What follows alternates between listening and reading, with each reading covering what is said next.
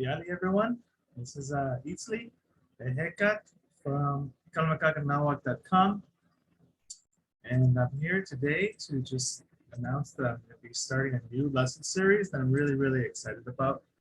It's going to be called Introduction to Nahuatl, and it's a new lesson series, and it arose from my desire to help people kind of make the corrections that need to be made with speaking Nahuatl.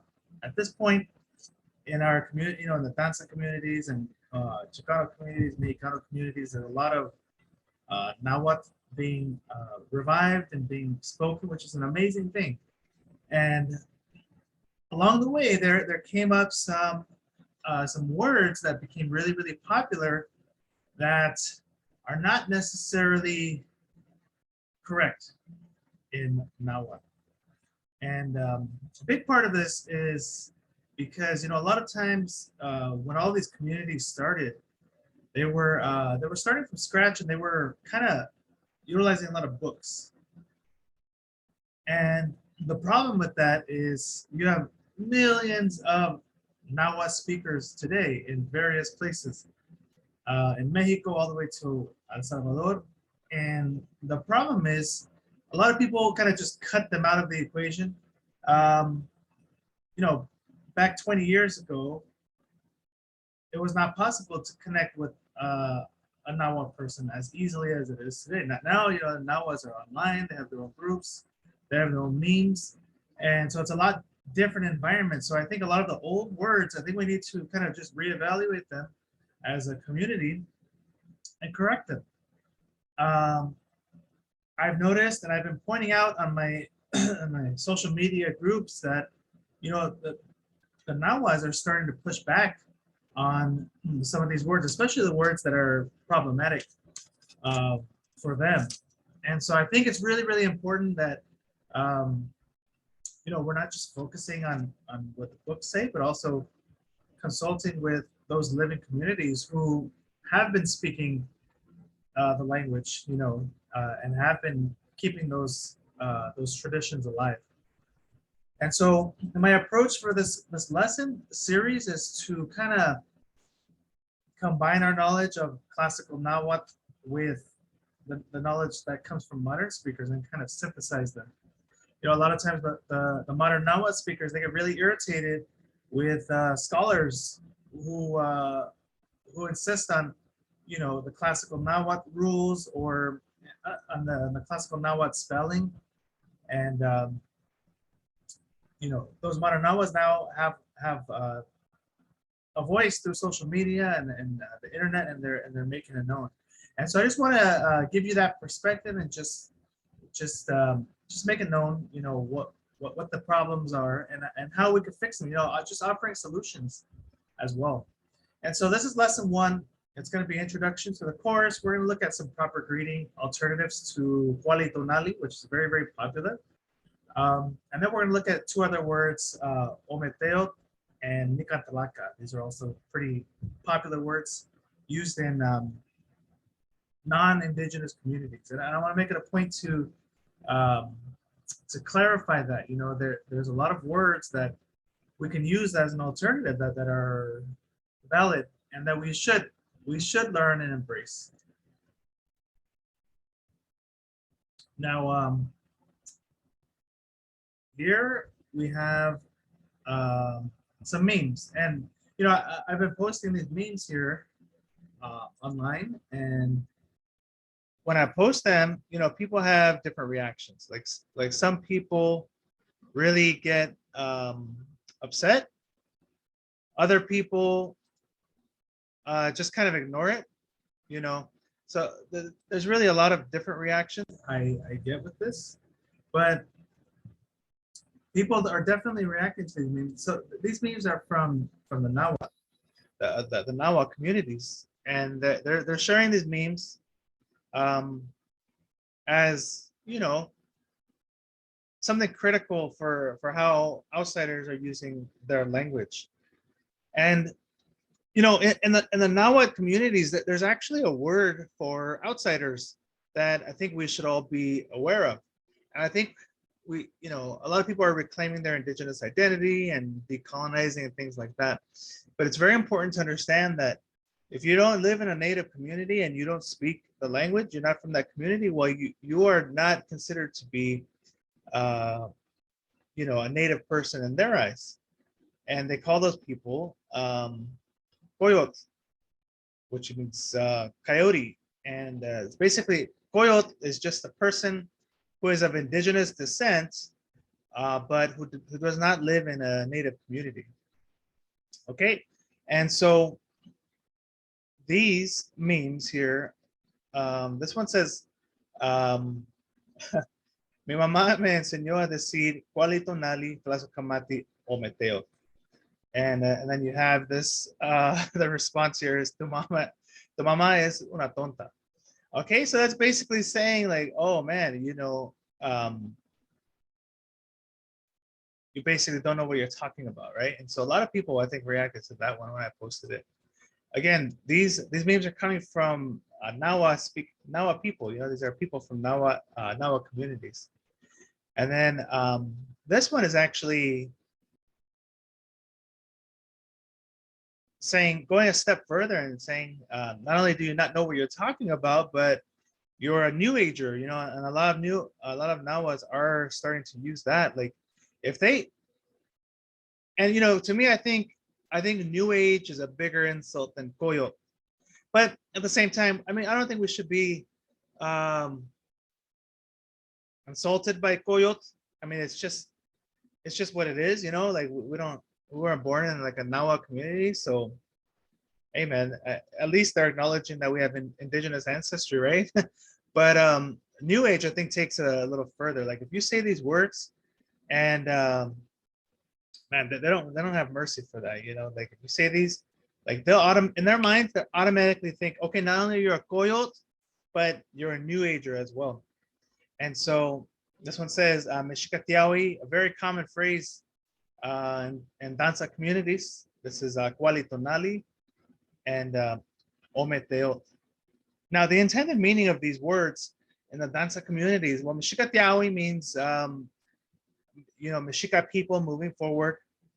Qualitonali means good day or buenos dias, equivalent to Spanish. And Ometeo is supposed to refer to like a dual energy, I would say, or like a balanced energy. And in some places, it means more like a monotheistic God. So it just depends with Ometeo.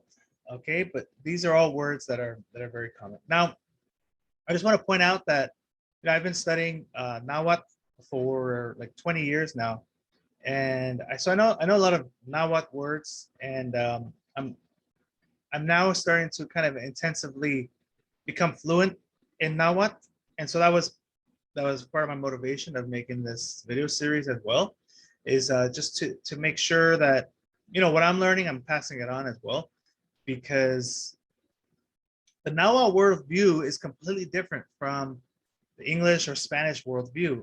And I think it's such an important thing to know and to acknowledge. Like, these words here, it comes from our own colonized minds, and we're kind of projecting that onto the language, right? And so it kind of creates, we're kind of like creating our own words to match our colonized minds, basically. And that's why it's so problematic, and that's why it sticks out like a sore thumb, because these are not words that are used in the Nahua communities. So I'm going to start with Tlazokomati, and I just wanted to start with this one because this meme does include the word Tlazokomati, and some people were confused by that. Some people thought like, oh, is that not an appropriate word? So just wanted to talk about that for a minute. This meme is saying like good day, or hello, buenos dias, or some kind of greeting. Thank you, ometeo. Okay, that's what that's saying. So Tlazohcamati is supposed to mean thank you. So does it actually mean thank you? Let's go ahead and look at that word. Well, it's very important that we understand that Tlazohcamati is made of 3 words. Okay, so the first word is Tlazotla, which means love. Ka is actually just like a word that's kind of acts as glue. It just kind of combines the words together. So it doesn't really have meaning on its own. And mati, which is a verb, to know. Now, some people who don't really understand Nahuatl rules have said, oh, this is Tlazotla and Kamati. And they say the love comes from my mouth because they don't really understand Nahuatl grammar rules. And I think that's a big thing too. Like a lot of people will look at Nahuatl words and see patterns that don't exist. And that happens if you don't know how Nahuatl is constructed, the grammar rules. And so again, innocent mistakes, but it's like a Nahuatl speaker will be able to notice it right away, and they'll be able to tell, oh, this person's a coyote, right away. So the word Tlazohcamati means to know or feel love for what you did. So does that mean thank you? Well, I mean, translated into English, that's close, right? It means thank you, but obviously it means a little bit more than that, right? Like if we're looking at the etymology of the word, and in this lesson series, I'll be looking at the etymology. I'm not really focused on like teaching you how to learn Nahuatl. It's more about like looking at words and seeing how that Nahuatl worldview is constructed, right? If you want to learn Nahuatl, I suggest you go to, there's a great YouTube channel, Learn Nahuatl. And it's some lessons taught by John Garcia. He's a really prominent Nahuatl teacher here in LA. And he's been teaching me actually as well. So I've been taking his lessons, and he's got a channel. Like if you're interested in actually learning conversational Nahuatl, you can totally take that, and that would be a great opportunity to learn it. But again, I'm here to kind of just teach you like how Nahuatls perceive the world and how we can kind of learn that worldview, because I know a lot of people don't have the time to learn an entire language, right? So I'm hoping that with this lesson series, like you'll have a better idea of how Native people view the world. In this case, it's a really beautiful way of saying thank you, isn't it? To know or feel love for what you did, right? And so this is often used as thank you in Nahuatl communities. But something I want to point out as well is that a lot of people will say, oh, there's no word in Nahuatl for this, or there's no word for Nahuatl and for this word, like, or like there's no English equivalent, right? And so whenever you hear somebody saying that, I think this is what they're talking about, right? Like this doesn't translate exactly to thank you, but we would use it in the same context, right? But it doesn't mean thank you like it does in like English. If you say thank you, it's not a direct translation. And so that's one thing that is important to notice, because the way that Nahuatl words are even constructed, sometimes it doesn't even make any sense in English. But that's because we're looking at it with our colonized mind, our English worldview. And so it does require a bit of a shift. The other thing I'm going to be working on is just like the etymology here. Like if we break down these words, you will know a little deeper understanding of the meaning. Now, Nicatlaka, this is a word that I think was popularized by an organization called the Mexica Movement, led by Olin Tezcatlipoca. But seems like some people have really picked it up, and so I think it's important to discuss Nicantlaka.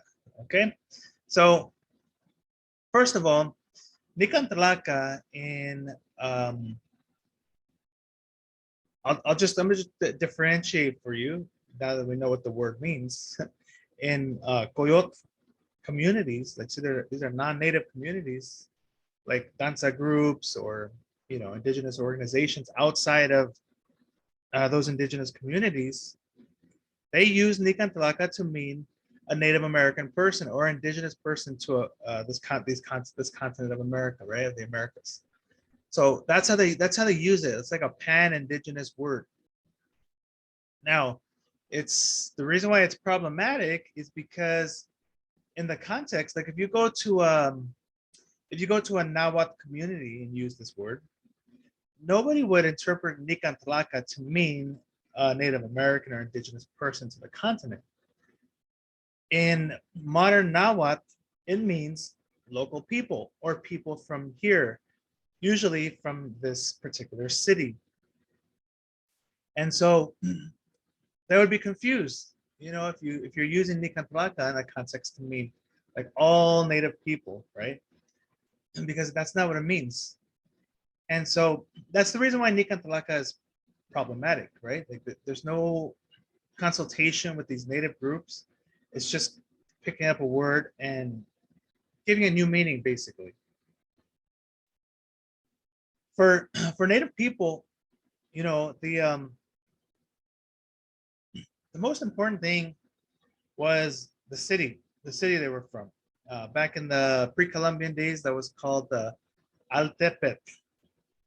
Okay, and that means like the city where you're from is the most important thing, most important part of your identity. And so there wasn't this pan-indigenous um, word that was used before the Spaniards came. But of course, when the Spaniards came out of necessity, they kind of had to figure out how do we differentiate between Spaniards and us. But they kind of just stuck with that idea of the city. So for example, the Spaniards came and they said, we're Spaniards. And so the native people, the Nahuas, asked them, okay, well, where are you from, right? And they would respond, Spain. And native people would be like, oh, okay, you're from Spain. Oh, where is that? What part? Be more specific, right? And so the Spaniards eventually said we're from Castilla, Spain, which is where those particular Spaniards came from. And so as a result, what they did is they said, oh, okay, so that means that you're a person from Castile. So we're going to call you the Castilteca. And so there's a lot of these words that were made just out of necessity. And so this is one of them here. So the Castilteca was how the Nahuas referred to the Spaniards. That was their word for them. And that's how it made sense. And so you have Nicantalaka. These are kind of words. This is how they were used back in the 1600s. Okay, and so when you look at Nicantalaka back in 1570, you see that it means these are the local men from whatever that community was. Now, this is a really important piece here because it gives us a lot of information about, well, what happened? Like, why did people take Nicantalaka and interpret that as meaning, oh, these are Native Americans? Well, Chimalpahin, he was a very important Nahuatl writer. He wrote some very important texts back in the 1600s. And it says, through much of the 16th century before Masawali became dominant. I'm going to highlight that word. We're going to come back to it. The same sense had been expressed by the phrase Nican Titlaka, which means we people here, which faded after 1600. Chimalpahin was writing around that time, and so he would use the two alternatively. So back in those days, they were both used to mean native people in the Americas. Okay, but if you notice here, he's not saying Nican Tlaka. He's saying he's differentiating it by saying Nikan Titlaka. So Chimalpayin is putting emphasis on we. We are the people here. Okay, so it's a little different from Nikan Talaka because Nikan Talaka is the people and we are the people. So I see a lot of people who say, oh, hey, so Nikan Talaka is not even correct. It should be Nikan Titlaka, right? But again, this is how Chimalpahin used it. They both kind of mean the same thing. I mean, it's not like these two are not drastically different. Like they, in context, like people would understand what the both meant. But the important thing here is that Masawali, it's shifted from Nikan Titlaka, which was used at the time to differentiate between Spaniards and the people in this continent, and it changed to Masawali. So Masawali is a word used to this day. In fact, in some communities, Masawali is even used to refer to Nahua speaking people. Okay, but Masawali today does have that general feel of, oh, we're the native people, you know, in contrast to the Spaniards. And so that would be a more accurate word if you wanted to use like a pan-indigenous word. That would be it right there. Again, Nikantalaka, it's older. I know that the people, when they started using it, at least here in LA, they kind of pulled it from one of these documents. And and that's also the problem that the modern Nahua speakers are pointing out. They say, okay, you're pulling a word from like a classical Nahua text, but like that word has evolved, right? Like that word, like we are a living people, we're a living community, and like our words evolve. They can't just pull out something from classical Nahua text and expect it to still be valid, you know, 500 years later. And it's a very valid point, and it's something that we really have to remember, you know, out of respect for the Nahua, because the Nahua consider all of this to be misappropriation of their language. You know, just like we give land acknowledgement to the people, native people here in the United States, you know, we have to have that same level of respect, especially if we're using the language of the people, right? And they're still there, and they're still keeping the culture. And so that's Nikan Tlaka. And I hope you have a better idea of why it's not the best word to use and how it's problematic. Now, since this video lesson series, we're focusing on the language, so we're not really focusing on historical text as much, or like the codices. I have another lesson series if you're interested in learning about the codices, but since we're looking at the language, I'm going to focus on Ometeot from a Nahuatl language perspective.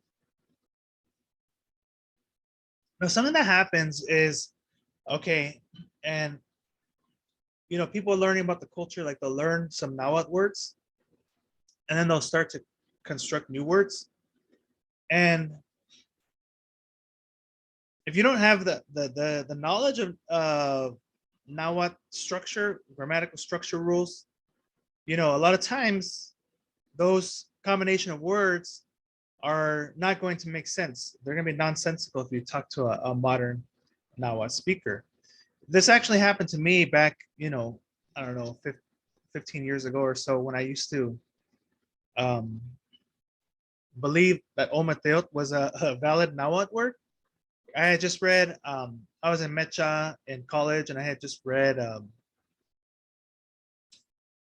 Aztec Thought and Culture by Miguel Leon Portilla. And if you read that book, I mean, I think every Dansante read that book back then, and you know, they took Ometeot, oh, this is a very important thing, and then they adapted it.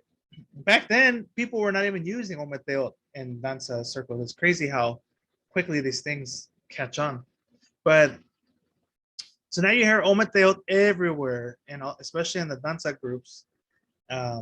It's used as a kind of like an affirmation. Like if somebody says something and people want to like affirm it, they say Ometeot, right? And so it's just part. It's just part. It's just stuck, and it's part of the community now.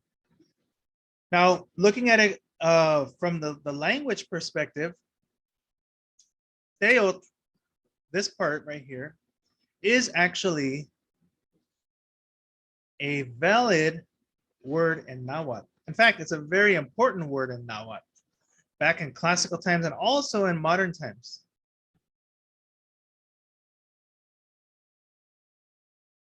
But Ometeot is actually not. So it's one of those examples of like, okay, you know two words. You know Ome is two. You know Teot, for brevity, we'll just say it means something sacred. Okay. There's a lot of and we could have a whole class on just that word, but we'll just say something sacred. And so we have Ometeot. It's a combination of two valid Nahuatl words, but when you put them together, it's not a valid Nahuatl word. I learned this the hard way. I was taking some Nahuatl classes back, I don't know, like 8 years ago or whatever, and I was talking to a Nahuatl speaker. She was from Veracruz, and I asked her, I said, hey, what does Ometeot mean? And she was utterly confused. She had no idea what I was talking about.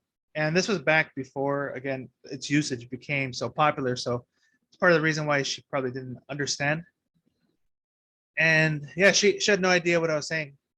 And that was the first moment that it hit me. Like, okay, I'm talking to this Nahuatl speaker, Miguel Leon Portilla. It says that this is such an important word. Well, shouldn't she know what this is? And I started questioning from that moment, right? And so today, the word teot is very, very important. In fact, it's so important. It's such a sacred word that people really don't like when you say teot by itself, you know, because it's a really sacred word. So in Nahua communities in the Huasteca region, they'll say to teotzin, to teotzin, okay, which means this scene at the end is referring to something very respectful or sacred, okay? And this is our. So this is like saying our sacred teot. Okay, so they might even correct you. You say teot, they might even say, no, it's not teot, it's to teotzin out of respect, right? And so that's an amazing thing. Like after all these years, this word, it was so sacred back in classical times, and it still holds that same level today in Nahuatl communities. And so one of the ways that we know that Ometeot is not a valid word is that suffix here, the teo, like it's pulled out to make all kinds of other words. Teocalli is temple, or in modern times, it's a church. Teomati is to know about teo. So somebody who might be, you know, a priest or somebody who studies the codices, you know, we might refer to them as teomati. Teoti is to become a teot. There are certain cases where a regular person or a regular object can become a teot. Back in pre-Columbian times, the example that comes to mind is women who die in childbirth. You know, they're women on earth, and then once they die in childbirth, they transform into a siwa teot, which means, so they are teoti, they become a teot. Then you have teoshiwat, which is turquoise. Teotlatoli, sacred words. You can look at any Nahuatl dictionary from the 1500s to now. You could talk to modern Nahuatl speakers, and nobody will know what Ometeot is. And there are no words that have Ometeo as the root word. And so that tells us linguistically this word is not a valid Nahuatl word. Okay. And again, if you use this word, now I'm noticing, you know, I published an article about Ometeot showing the historical side of it, and that was a few years ago now. And so I'm noticing people are more and more becoming aware of this, and there is a shift happening. People are starting to move away from Ometeot, which is a good thing, because again, The minute you say ometeo in a Nahua's mind, oh, you're a coyote and you're a coyote new ager, which is worse than being a coyote, right? Because a coyote at least means like, hey, you got indigenous ancestry. But if you're a coyote new ager, not only are you have indigenous ancestry, but you're exploiting the language, and they obviously don't like that. So that's ometeot. Here's the last one. Now this one is kind of less straightforward. Qualitonali. Now I just want to point out, like if you're talking to an older Nahua person, like out of respect, like Nahua speaking people are not the kind of people who are just gonna, abrasively correct you and say, oh no, you're wrong, or laugh at you or things like that, especially the older ones. Like they'll usually just kind of go along with what you're saying. And I think that that has fueled some people who support Ometeo and Nicantalaka and these words. It's fueled them because I'll hear people say like, oh, I talked to a Nahuatl speaker and they knew what Ometeo was, or they acknowledged it, right? And so it's one of those things, like you kind of have to know the structure of Nahuatl to know why these things are wrong. But out of respect, a lot of Nahuatl speakers, they're not going to they're not going to correct you, and that's something important to notice. Just because they're not correcting you doesn't mean that it's right or that we should continue using it. Qualitonali is a very good example. One other thing I'll point out is some of these words are accepted by some parts of the Nahuatl population. Like if they hear you say qualitonali, although it's wrong in their mind, they know generally what you're trying to say, and so they'll understand it, right? And so that's another part of it. So what's wrong with qualitonali, and how can we do better? Well, qualitonali it means a good day, and so the problem with this word is we're taking the Spanish way, the Spanish greeting, which is buenos dias, and we're applying it using a Nahuatl word. So again, our colonized mind, that's the only way we know how to say hello to somebody, or greet somebody. And so we say, okay, what means buenos dias? Well, I know quali means good, and I know tonali means day. So let's put them together, and I mean buenos dias, and that's exactly how this happened.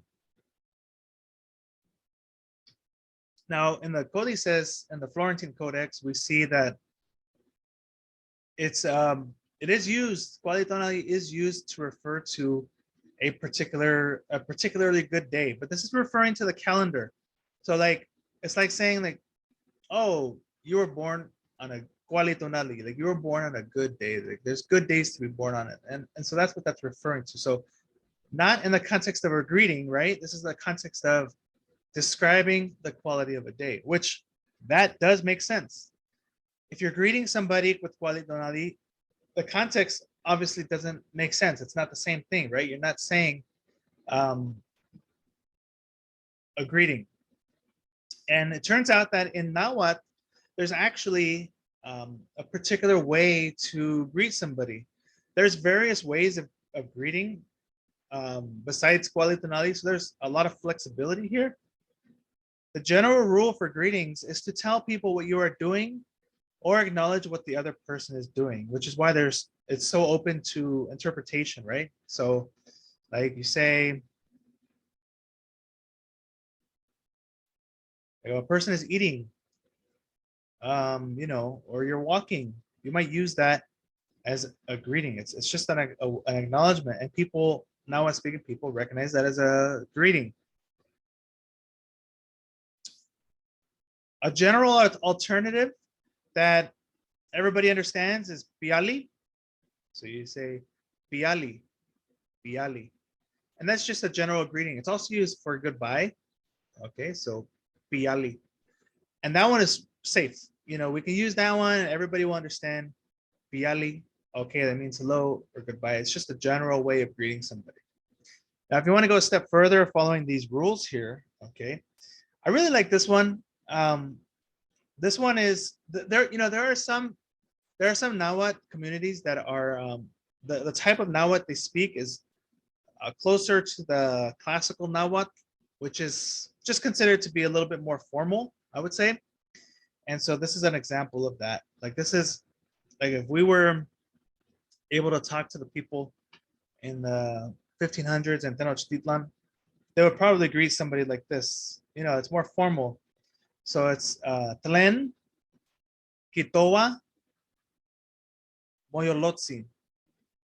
Tlen, Kitoa, Moyolotsi. Now this is used in modern times, specifically in this area here in central Veracruz. But it generally means, how is your heart? And so that's a general greeting. Again, more formal, okay? And again, closer to the classical Nahuatl, if that is more what you're aiming for. Again, it'll be understood by any Nahuatl speaker. They'll understand that that is a greeting and they will respond appropriately. Now, in the Huasteca region, again, you're acknowledging what you're doing or the other person is doing. Now, here's another one. It says Nikan Nia. So it's Nikan Nia. Okay, and that means here I go. And again, you're acknowledging what you're doing. Now, it's from my understanding that this particular greeting is used particularly when either you don't know the person well, so it's like a general acquaintance, or you can't really chat at the time, so you're kind of in passing, right? But again, acknowledging what you are doing or what the other person is doing. Here's another one. This is like greeting somebody that you've never met before. This would be appropriate. The direct translation is "How is your name?" But again, like I said, not everything is going to make sense when we translate it into English. But it means, of course, like you want to know what their name is. You're asking them what their name is. So it's in this case, it's Keniki Motoka. Keniki Motoka. Okay, how is your name? And for this, you might respond like, for if somebody asked me that, I would respond with Notoka Itztli. Notoka Itztli. So I highly recommend the Piali. That one is gonna just be safe, and it's gonna be a really good substitution for Kuali Tonali. Okay, it's not gonna sound weird to a Nahuatl speaker. You know, Nahuatl speaker, again, they hear Kuali Tonali, they're gonna know, oh, he's a coyote, maybe a new ager, right? And so, of course, that's gonna color the interaction that you're gonna have. But yeah, Piali, and then these are two other types. If you want to, come up with your own greeting, again, this is the rule that you would follow. And so again, there's a lot of different greetings that you could use based on whatever you're doing at the time or whatever the other person is doing at the time. And that's gonna be a clue like, oh, that you're greeting me and we're gonna start to conversate. Well, that was the first lesson. I plan to make more as I continue through my journey of learning conversational Nahuatl. There's so many eye-opening things that I've learned already that that I'm going to start to make these lessons regularly. And so if you're interested and you want to be a part of the lessons, go ahead and click the link that's in the description here in the YouTube channel, and you can go ahead and subscribe by it's a donation-based class. So if you click on there, it'll take you to a Patreon page, and so you can pledge whatever recurring donation you want. But that'll give you access to all of the lessons. If you found this useful, please go ahead and consider joining the class. And yeah, I can't wait to hear your feedback, and I hope this was helpful. Okay, Piali, everybody, have a great day.